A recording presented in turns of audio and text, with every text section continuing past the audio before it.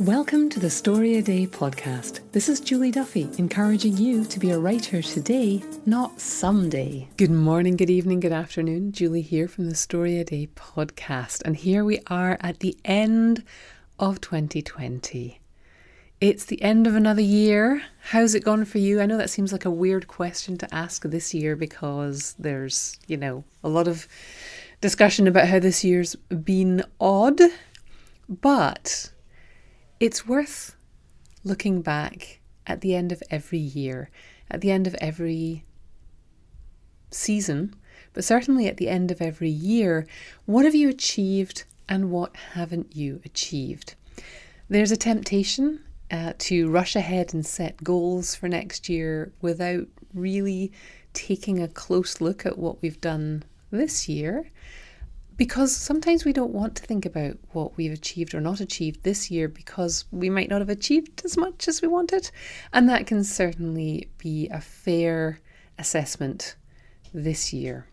Hopefully, as you look back at this year, you will surprise yourself and find that you've done more than you thought you had. Hopefully this year you will also have learned how to give yourself a little grace, a little space, a little forgiveness. But if you're thinking about doing some end of year planning, as I always do at Story a Day, I have a package of goodies for you. And you can find a link in the show notes, and you can come over to storyaday.org and find the annual year-end review package of goodies. If you've had a good year, I just want to say congratulations, good for you. If you've been finding silver linings, if you've been finding more time to write, maybe you've found more money to take courses because you're not eating out at restaurants so much and you really wanted to take a course that you were able to take this year. Congratulations. And it's okay to celebrate that. A lot of people have had a lot of terrible things happen this year. It doesn't mean you don't get to celebrate the stuff that went well. Don't feel bad about it. Doesn't make you an unempathetic person. You're allowed to have had a good year. If you are feeling bad about your writing in particular this year, maybe you didn't get as much done as you wanted, or there's specific goals that you didn't hit. First of all, I want to encourage you to be kind to yourself, forgive yourself, because this has been, a year. Every year has those things in it which we weren't expecting. This one perhaps more than others. But if you missed a goal, moving beyond the larger picture, if you missed a writing goal, it's not too late. It's too late for some goals. If you wanted to finish an entire novel and send it out to 43 agents, you might be pushing it. But for everything else, we've got a couple of weeks left of this year. As I record this, there's almost 2 weeks left of the year. If you had a goal of sending out more stories this year and you haven't even sent one out, you could spend the next 2 weeks feeling bad about yourself because you didn't do anything towards your goal. Or you could send one story out. And then at least you sort of made some progress towards that goal. You don't have to sit there on January the 1st and say, well, last year was a complete bust. I didn't even manage to send out a single story. You've got almost 2 weeks in which you can do something. So what might you want to do? You might want to take an inventory of all of the stuff that you've read or written in the last year or in your life. Take an inventory, see which are the stories that you might want to work on in future, see which are the ones that it's really time for you to let go because you were writing a coming of age novel and now you're 48 and you've got 3 kids and you can't really connect with that story so much anymore. It's okay to write a new story. Maybe you want to write a new story. You've got almost 2 weeks left. We know you can do that because we're all about writing a story a day here. But you can certainly write a decent story in 1.5 weeks. Maybe you want to submit a single story to a single market, and it could be a tiny story to a flash fiction market. It could be a 6-word story to a 6-word story market, or 50words.com or something, just so that you can check that box and say, I didn't let this year go by without taking a step towards what I wanted to achieve. Get yourself a jump start on the new year. Maybe you want to send a story to a friend. Write a quick story on the back of a postcard and send it out to somebody with a holiday greeting. Happy New Year, here's a story. Merry Christmas, here's a story. Happy Kwanzaa, here's a story. What could you do? It's not too late. The end of the year has not come yet. And even when it does, it doesn't really matter. But anyway, what did you promise yourself that you would do this time last year? What did you promise yourself you would have done by the end of this year? And what one thing could you do that would be the minimum viable version of that? So you can give yourself a little pat on the back and say, at least I didn't give up. At least I did something. Because at least I did that feels so much better than I couldn't even do that. Right? Try it out. I couldn't even do the one thing I asked myself to do versus at least I did that one thing towards my goal. So that's point one. Point two is that being nice to yourself is much, much more motivating than beating yourself up. You know this if you've listened to this podcast before. I talk about this all the time. Mindset, being nice to yourself, it's important. Now, fear and guilt and pain are often things that we associate with, often reasons why we don't look back at our progress, because we're fearful of what we could have done, we have guilt about what we didn't do, and we feel pain at not having lived up to our own expectations of ourselves. Fear, guilt, and pain are not great, but they are useful if you use them right.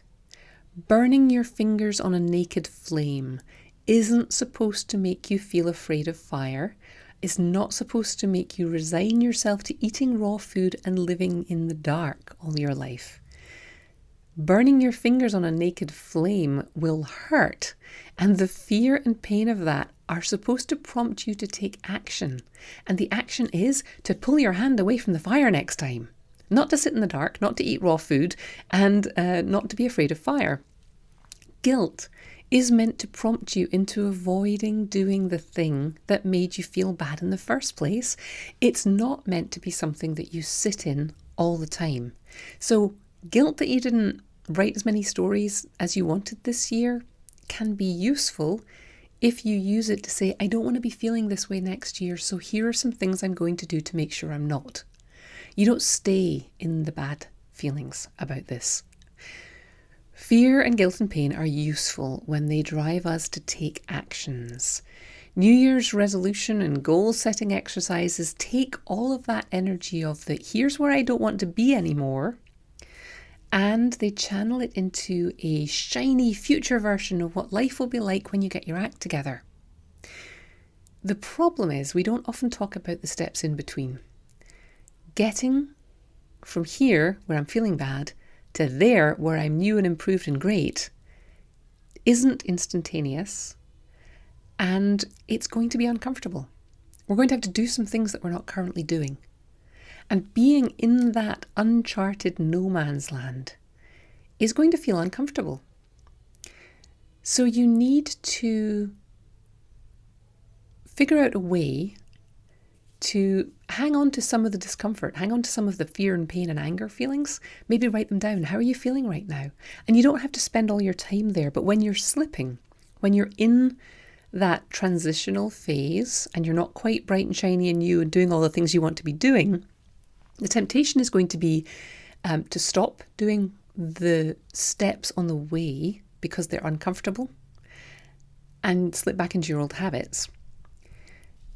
So really, what you want to do is remind yourself that it's going to be uncomfortable in the middle. Now, there are some things that you can do to get through that middle, and a lot of it is going to be familiar. You're going to create new habits. You're going to talk with people regularly who are doing the things that you want to do. Maybe you'll join a group.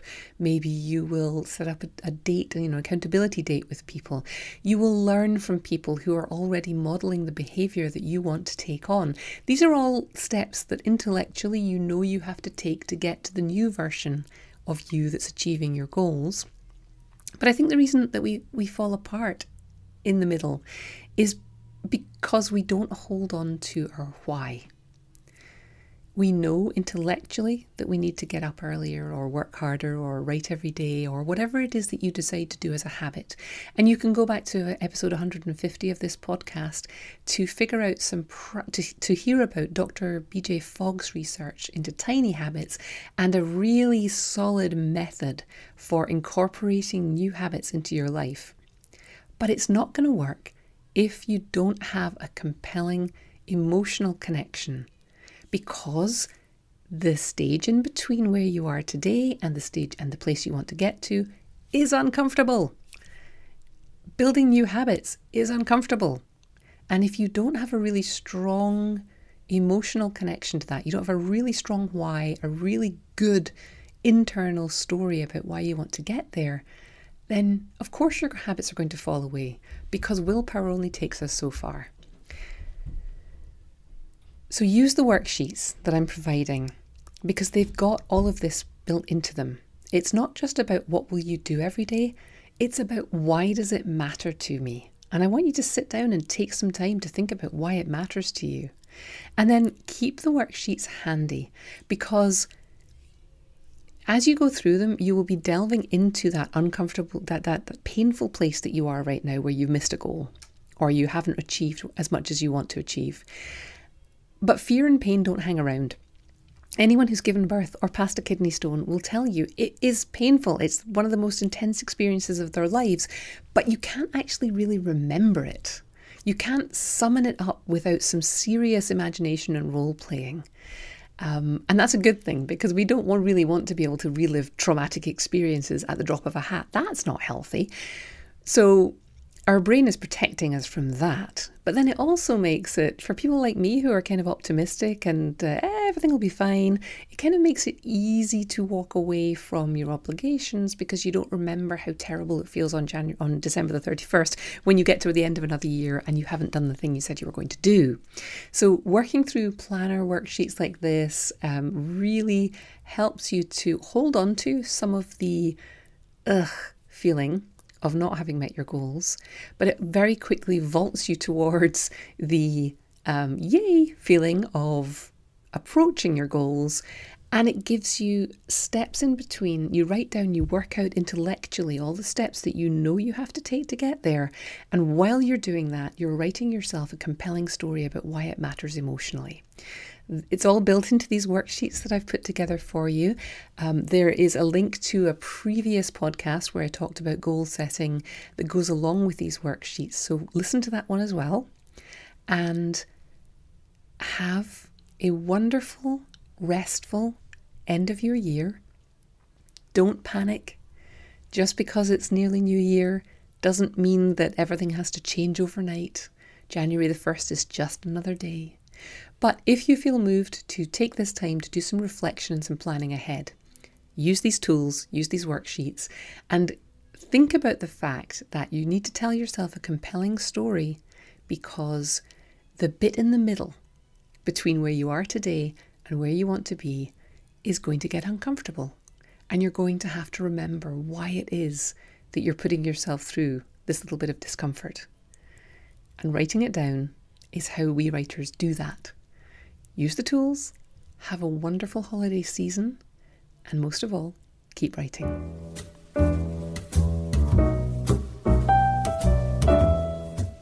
If you want to learn to write, don't read another book or article. Start writing. I'm here to invite you to consider the Story a Day 3-Day Challenge. It's a challenge and a workshop that gets people writing and completing stories in just 3 days. And it works. I'm fanatical about getting more and more diverse stories into the world, and I think yours should be among them. If you're feeling the pull to write or level up your storytelling, let me hold your hand through 3 days of short story writing. Check out the 3-Day Challenge at storyaday.org/3DC. This week's question and answer session is about description and dialogue. And Stacey wrote to me and said, I write way more description than dialogue. Is that bad? Okay, so let's look at what each of those things, description and dialogue, achieve. Because, of course, every story can benefit from a little bit of both. But thinking about what they achieve lets you know what kind of balance you want to be going for. So, description puts your readers in the scene. Some readers love to know all of the details. In Regency romances, you had better give me a scene where everybody goes to a ball and describe the gowns and the food and the room that they're in, and then you can get on with the dialogue and the witty banter and the romance. If you're writing a chase scene or a fight scene, it's really useful for me to know where it's happening, for me to be able to picture the scene, because then I know what's at stake. You know, what's the hero is in peril when they are leaning against a crumbling parapet that's all that separates them from a 400-foot plunge onto jagged rocks. You can do witty banter all you like, but you know, when Wesley's at the top of the castle doing the sword fight with Inigo in The Princess Bride, it's the fact that the wall's crumbling that makes it feel like it's perilous when Inigo's pushing him against it. But description is usually, certainly in writing, it's usually pretty passive. There are ways to do it that involve action. If you're describing a thing while a character is interacting with it, that can give the reader a sense of motion and action, and it's not as passive, but usually we write it more passively than that. There's a temptation to write it just kind of very descriptively. And then the danger is that the reader has no reason to care. I have these beautiful screensavers on my TV. And sometimes I can sit there and veg and look at overhead views of London and Singapore, or I can, fly through a fjord in Norway, and it's all very pretty. But there's no compelling reason for me to stay. There's no reason for me not to walk away and do something else. It's not holding my attention.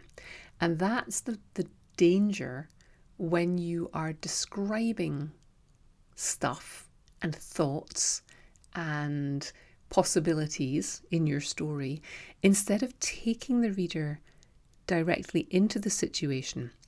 One of the reasons that dialogue is so good is that it is active, and you can do a lot of involving the reader in the emotions by having conversation. You don't need to tell us so much. You can show us stuff happening. You can show us a character saying one thing and meaning another, hiding things. You can show how people interact. So there needs to be balance. If you think about it,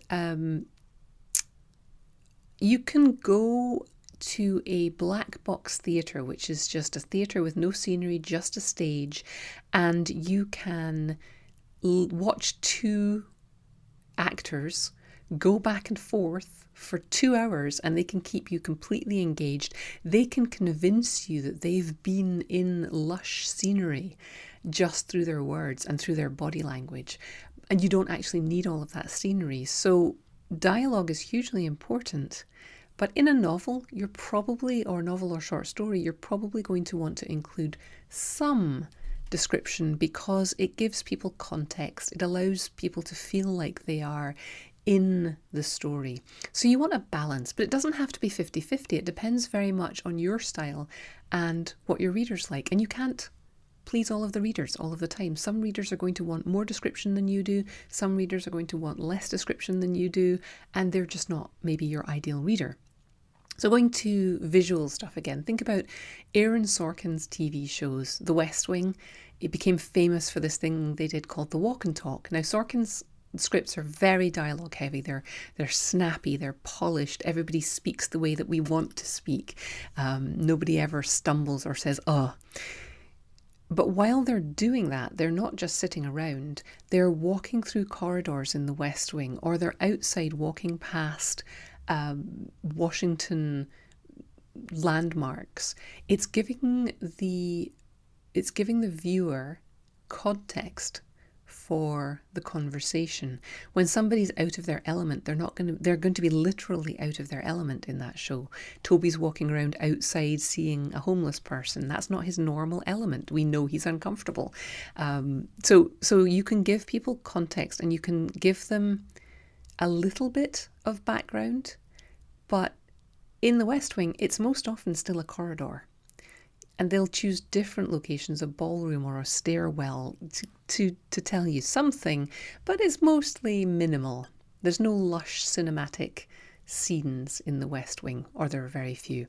Whereas Lord of the Rings, you've got great sweeping vistas that create an emotional response and a context in the characters as well as the audience. This is a story about people who love their lands. They're trying to save them from an overarching threat to them. So think about the way that the landscape of Mordor looks compared to the Shire, or compared to that sweeping scene when they're lighting the beacons and you've got all the mountains, or Éomer, who's riding his horse through the lands that he's basically been exiled from, but he's still protecting them. And the scenery is gorgeous. And that's important. So there's much more lush, descriptive, visual content in a film like Lord of the Rings than there is in a show like The West Wing. But they have both. They have important conversations and they have important visuals. There's action. There's a reason for me to care. So even if you're writing, Stacey, coming back to your question, if your writing is going to tend to the descriptive, think about why you're sharing those descriptions with the reader. Think about how you can keep the reader hooked with a little bit of tension, a little hint here that something's coming. Think about how you can use that descriptive writing to tell the reader more about the character and give the character context. It doesn't have to be evenly balanced. Some people like a lot of descriptions. Some people blip right over it. But everybody needs to feel emotionally connected to your world, to your characters, and to what's at stake for them. So the description can give context, but you are going to need action to keep me reading. And sometimes the easiest way to do that action is with dialogue. So I'd encourage you to, good for you for acknowledging the fact that you skew heavily towards description, and you've got a sense that that's not 100% working. It might be more dialogue that you need. That's certainly a great way to get character into your story without having to tell us a lot. Everybody speaks differently and it expresses their character. You might also need a little more action where your characters are doing things together or interacting with the scenery in a way that you can describe it. But it doesn't have to be a 50-50 balance. You don't have to write Aaron Sorkin walk and talk West Wing scripts if you're more interested in writing George R.R. Martin's style bricks of a book where you do get to describe the outfits and the swords and the landscape. You know, there's an audience for everything. But you do need to be balancing and surprising your readers and giving them layers. So I hope that's helpful. Thank you so much for the question. I love it when I get questions from you. It makes me think more deeply about my writing and why I'm doing it. And hopefully it helps you to think through issues that you might be having in your writing as well. So please do send more questions to julie@storyaday.org. And I'll be back next time with more thoughts and more questions. Next year we'll have some guests on the podcast. It's going to be great. Thank you so much for listening, and please do recommend this to somebody else if they haven't discovered it yet. I hope you have a wonderful holiday season, and or if you're listening to this later and it's not the holiday season, I hope you have a wonderful week. And most of all, I hope that you are creatively inspired, creatively excited, and that you get some writing done and read some great books. And most of all, as I always say, keep writing.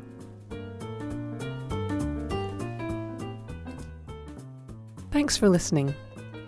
Why not come over to the blog at storyaday.org and check out this week's writing prompts and articles. And in the meantime, have a great creative week And of course, keep writing.